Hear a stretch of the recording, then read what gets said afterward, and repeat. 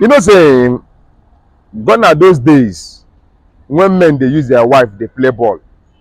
Eh? Gone are those days when men they maltreat their wife. You see, women of this generation, they no send you. Women of this generation no send you. You know, our brother yesterday came on TV, Emeka. He said the wife when in train go school, the woman when in send go school, the woman when in open business for, they betray him. Now we don't hear Emeka's side of the story. We never hear the wife's side of the story. Do you understand? We only hear Emeka's side of the story. We never hear his wife's side of the story. Now, what I want to talk now be say, there's a proverb that said there is no smoke without fire. There is no smoke without fire. Emeka's wife no fit wake up one day, decide to betray Emeka. It's very difficult for a wife where you help to wake up one day, wake up one morning, say she won't betray you without you hurting her. If it be say Emeka don dey hurt this woman for a very long time, because one thing about women be say women can endure. That is one thing about women. Women can endure pains, but once that pain don reach her for neck, dem no dey gree again. So if it be say Emeka don dey maltreat this woman for a very long time, now the woman no fit take am again. The woman just wake up, say no, enough is enough. There is no smoke without fire. There is no smoke without fire. It is very difficult for a woman that you train in the university, open business for her or get her a job. It is very difficult for that woman to wake up one morning and betray you. It's very difficult. It is very difficult. You must have done something. Emeka must have done something. If you say this woman don dey endure this pain for long, but we are in a society where we say if man cheats, they go blame the wife. If man cheats, they go tell the wife to forgive the man. But if the wife cheats, they go tell the husband to send the wife away. That is in the society we find ourselves. Now, if you bring Emeka's wife come on TV, come interview her, you go know say this woman don't endure a lot. Because I know my gender. I know my gender. And if you bring the wife now on TV, you go know say this woman deserves an award of patience. She deserves an award of endurance. Gone are those days when men they maltreat their wife. Gone are those days when men they use their wife, they play football. You see, women of this generation, they no send you. They no send you. Gone are those days when women they fear and make their husband no leave them. Women of this generation, then they pray make you leave them. They no send you. Before a woman wake up to betray her husband, my dear, she don't endure that pain for a very long time. Before a woman wake up to take a decision, she don't endure that pain for a very long time, because women know how to endure pain. Men no sabi endure pain.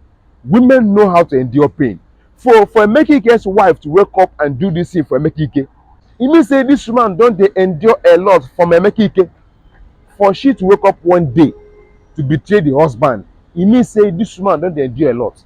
It is very difficult for your wife where you help wake up one day say she won't betray you without you doing her anything. So I really want to touch on a very sensitive thing you said. If you feel free to talk about it, please. Because you did say something that you were going through marital issues and you were being accused of something you were not guilty of. But on the internet space, you never came out to clarify anything. Yeah, it's difficult to clarify yourself because the same people that are bullying you on the internet, they are still there. They're going to say whatever you say. They're like, no, don't mind him. He's still missing her. Why? Go ahead, move on. Well, they just make you feel like, what's going on? And if you are not prepared to handle it, you'll be crushed. Okay? My secondary school, St. Nicholas College on CMD Road, Magodo, was shut down. Over $480 million naira investment. That year, 480 million naira investment was shut down, and all I had was constant battery. And I was always saying, look, I don't beat this lady. What's going on? I went on air. I was like, come on, I never did. Babe, what's going on? They said, do I?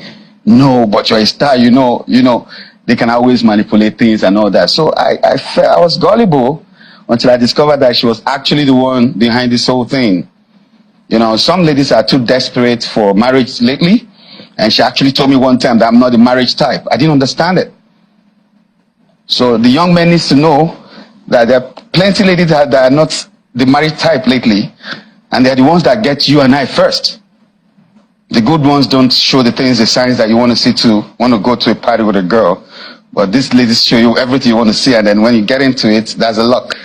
So it was depressing to find out that the person you were actually confiding in knows that men were coming to your house and was making calls with them and arranging and discussing this thing. And the resolution was, okay, after it all, blackmail him. I was busy grouping with the blackmail. I didn't know it was much more than that. So my school was shut down. Students were told, go home. This school is shut down. This marriage is shut down.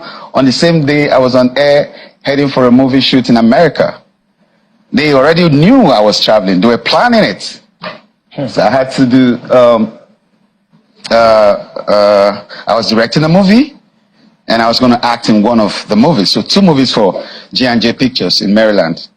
So they knew I was going to be away for a while. So they took their time to plan. So I was on air when she rang the bell. And all the students came out and said, look, I'm shutting down this school right now. You all have to go to your parents, put you in another school. I wasn't waiting for it. I came back home to nothing. My property, my house has been moved. Everything in there, because my house is in Ogudu GRA, where I built my own house. But I was staying close to St. Nicholas College in Magodo, because if a student needs attention, I should be able to wake up 2 a.m., 3 a.m. to attend to it and do what I got to do. So they had moved all the properties I have in Lagos. I lost plenty of them, like 80% of my lands, because it was just a bag I traveled to America with that I had just with me. So the documents for those lands were taken? People are bidding on my property and I'm looking at it and I feel myself, because I can't defend what you don't have evidence to. So it was a planned thing. So the evidence was taken? There's no evidence, because you came back, they've moved your load out of the house and you can't see any piece, nothing. Your wristwatches, your awards, your pictures with presidents, everything I got as Emeka Ike was gone. It was just that box I went to America with. So connecting with is very, very easy for me, because you go through a lot of resilience, bottled up emotions, anger, confusion, misconstrued truths, making you feel manipulation, and you never know where it's coming from. Sometimes you want to please this person for the other person, but you don't even know that she's actually manipulating you. So I feel sorry for young men like you, especially. I don't know if you're married. I was asking someone at Aminu Kano airport yesterday. I just came through Saudi Arabia last night. I'm like, I'm sorry for the young men like you that are not married, because the narrative out there is that it's all about the money. And when they come, they don't like you for nothing. You're just an issue. And you must be popular, you must be rich, you must be a very strong banker, a successful man, to be a woman beater. No carpenter is on the social space. No bricklayer is a woman beater on the social space. You have to be successful. And there are people like Iyabo Ojo that are there to back them up and say, hey, yes, yes, yes, Kilode. Now, your experience as Iyabo Ojo might not be the same thing with that lady, because that could be a criminal. Anybody who interacts with assassins, gunmen, is a criminal, male or female. So we need to understand that the social space is polluted in Nigeria. I'm a resident in Germany. My family also lives in Nuremberg. You don't put everything out there. You just don't go on air and post anything. So when I hear people say, it's my right, your right to abuse me, to give me a wrong image, and sorry is all I get for it, somebody needs to regulate our social space. So you said sorry is all I get for it. Has she apologized? If it was deliberate, there's no apology coming, because there's a lot to cover for. Man, I was haunted like a rabbit. Gunmen were coming to my house, marksmen. Go to Magodo police post. You see my statements. Marksmen were in my house this afternoon. Oh, 6 men came to my house the other night. Oh, some men came with gun. Not jokes. Then I was after Segun Arinze, because then as a human rights activist, I felt, well, they're coming for me because I'm fighting against them. It was a whole lot of manipulation. Have you gotten your school back? How can you get a school back? What's his name? The Minister of Aviation now. What's his name? That lawyer. Festus Keyamo? Festus Keyamo was to be my lawyer then. He was my lawyer before I became a government man. When he saw the damage, he said, bro, let me not use that word, and move on. Leave the school. It's messed up. Because this is a moral institution where you can be criticized or for being anything corrupt. Parents will pull their kids out.